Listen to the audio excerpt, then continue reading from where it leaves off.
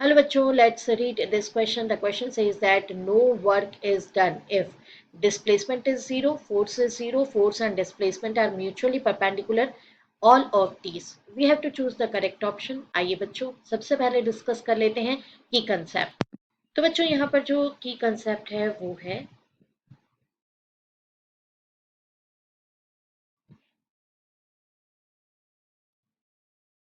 Work done. हम किस तरह से डिफाइन करते हैं?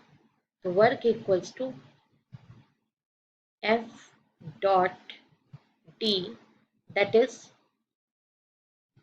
यहाँ पर एफ जो है वो अप्लाइड फोर्स है, फोर्स अप्लाइड, जो भी फोर्स हम अप्लाई करते हैं, and D is equals to displacement.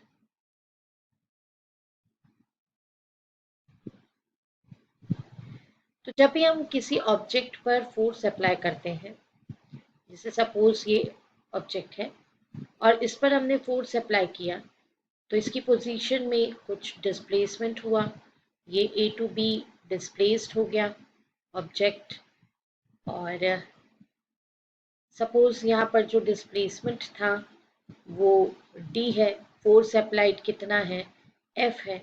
तो इस कंडीशन में वर्क डन कैलकुलेट अगर हम करें तो वर्क डन इक्वल्स टू, हमें लगता है कि ये तो सिंपल मल्टीप्लिकेशन है फोर्स इनटू डिस्प्लेसमेंट का, बट एक्चुअली में यहाँ दोनों सेम ही डायरेक्शन में है, एफ डॉट डी, मतलब एफ और डी का जो डायरेक्शन है वो सेम है। तो जब हम इसको कैलकुलेट करने जाएंगे तो ये होगा एफ डी कॉस थीटा, और ये सेम डायरेक्शन के होने की वजह से W इक्वल्स टू हो जाता है F D cos 0 degree, and that is equals to force into displacement. तो ये एक स्पेशल केस है। बट अगर सपोज ऐसा कभी हो कि ब्लॉक या ऑब्जेक्ट ये ए पोजीशन पे हो, फोर्स हमने अप्लाई किया एफ इस डायरेक्शन में, और जो डिस्प्लेसमेंट है वो कहीं थीटा एंगल पर हो जाए हॉरिजॉन्टल से, ये थीटा एंगल है, और डिस्प्लेसमेंट अगर सपोज यहाँ हो जाए और ब्लॉक इधर डिस्प्लेस्ड हो जाए थीटा एंगल पे अपनी न्यू पोजीशन पे, तो ऐसे कंडीशन में work done equals to F dot d, and in this condition work done is equals to mod of f and mod of d and cos theta।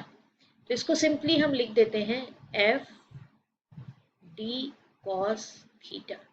तो ये work done के लिए expression होता है। अब आप देख ही रहे हैं कि दोनों ही केसेस में वर्क डन तो तभी होगा जब फोर्स फैक्टर अवेलेबल होगा और क्या होगा, डिस्प्लेसमेंट भी होगा। तो हमारा ऑप्शन ए और ऑप्शन बी, ये दोनों ऑप्शंस जो हैं इन पर हम फोकस नहीं कर सकते, दोनों इनकरेक्ट हैं। जो अब हम सारी बातें जो है वो सॉल्यूशन में डिस्कस कर लेते हैं। सॉल्यूशन में देख लेते हैं कि हमारा जो ऑप्शन ए के लिए हमें क्या देखना होगा, कैसे हम सॉल्यूशन तक पहुंचेंगे। ऑप्शन बी में हमारा क्या कंक्लूजन होगा, और ऑप्शन जो सी है उसमें हम क्या कंक्लूजन देखेंगे, जो हमने अभी की कंसेप्ट डिस्कस किया है उसके अकॉर्डिंगली। ये जो ऑप्शंस हैं इनको एक बार और यहाँ पर लिख दिया है और वन बाय वन हम डिस्कस करेंगे। जैसे ऑप्शन ए हमें गिवन है कि डिस्प्लेसमेंट इज जीरो, तो जो की कंसेप्ट हमने आपको बताया है उसके अकॉर्डिंगली ये इनकरेक्ट है, क्योंकि देखिए हमारा फोर्स वेक्टर और डिस्प्लेसमेंट जो वेक्टर है वो दोनों होगा तभी हमारा वर्क डन कंप्लीट होगा, अदरवाइज वर्क डन नहीं होगा। फोर्स जीरो है, ये वाला जो फैक्टर है ये भी इनकरेक्ट है, क्योंकि जब फोर्स और डिस्प्लेसमेंट दोनों होता है तो वर्क डन होता है, अदरवाइज वर्क डन का तो डेफिनेशन ही इनकम्प्लीट माना जाता है।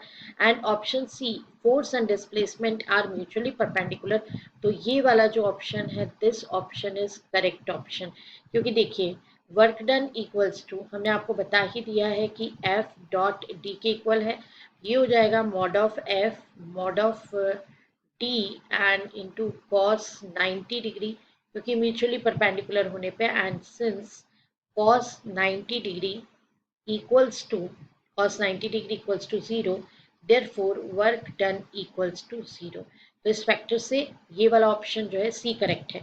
अगर ऑप्शन सी करेक्ट है तो ऑप्शन डी जो है वो क्या हो जाता है, वो इनकरेक्ट ऑप्शन हो जाता है, क्योंकि नन ऑफ दीज तो है ही नहीं, सी वाला ऑप्शन है तो नन ऑफ दीज हम कह नहीं सकते। So this is the final answer. आइए देख लेते हैं। Option C is correct option. I hope you understood it well. Best of luck. Thank you.